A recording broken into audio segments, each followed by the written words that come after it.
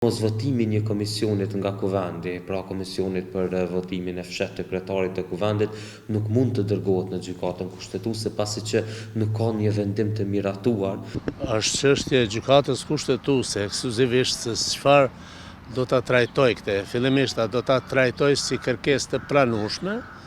apo jo. Mos votimi një komisionit nga kuvendi, pra komisionit për votimin e fshet të kryetarit të kuvendit, nuk mund të dërgohet në gjykatën kushtetuese pasi që nuk ka një vendim të miratuar, ashtu siç parashihet me nenin 113.5 të Kushtetutës së Republikës së Kosovës, që flet për palët e autorizuara që kanë të drejtë të inicojnë çështjen në gjykatën kushtetuese, pasi që ato thuhet që duhet që kemi pra një vendim të miratuar, ndërsa ne në situatën realisht kemi një vendim, mirë po nuk kemi një vendim të miratuar, dhe se vendimi pra për refuzimin e këtij komisioni nuk prodhon ndonjë pasojë juridike dhe që nuk krijon një situatë re realisht në kuvendin e Republikës së Kosovës. Sipas vlerësimit të Institutit të Kosovës për drejtësi, nuk mund që të dërgohet realisht një rast i tillë në gjykatë kushtetuese për arsye që nuk e kemi një vendim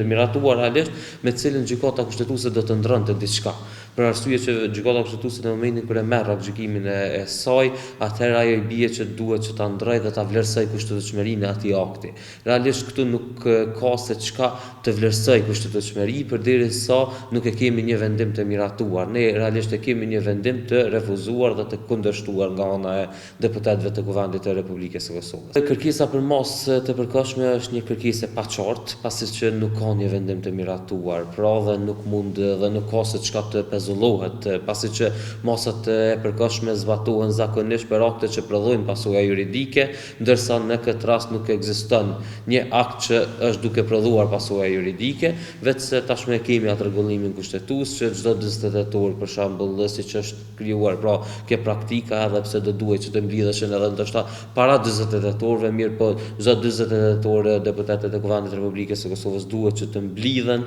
brenda 40 tetorëve që të tentojnë që ta konstituojnë kuvendin. Është çështje e gjykatës kushtetuese, ekskluzivisht se çfarë do ta trajtoj këtë. Fillimisht do ta trajtoj si kërkesë të pranueshme apo jo, dhe e dyta a do të marr masë mbrojtëse, dhe unë mendoj që do duhet, nëse e pranon kërkesën, do duhet domosdoshmërisht të caktoj një masë mbrojtëse, sepse kjo punë fillimisht nuk është e vështirë dhe e komplikuar si çështje, si rast në gjykatë kushtetuese dhe për gjykatën kushtetuese. E dyta është shumë urgjente dhe është madje emergjencë kombëtare që gjykata kushtetuese të veprojë me shpejtësi, me prioritet dhe të ndërmarrë një masë pra përkohshme, në mënyrë që të saktësoj saktësisht se a është apo jo në frymën e kushtetutës, sepse kjo është çështje teknike administrative dhe procedurale, apo jo, dhe të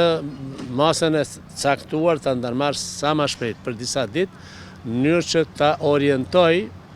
kuvendin që të veprojë në mënyrë efektive dhe efikase,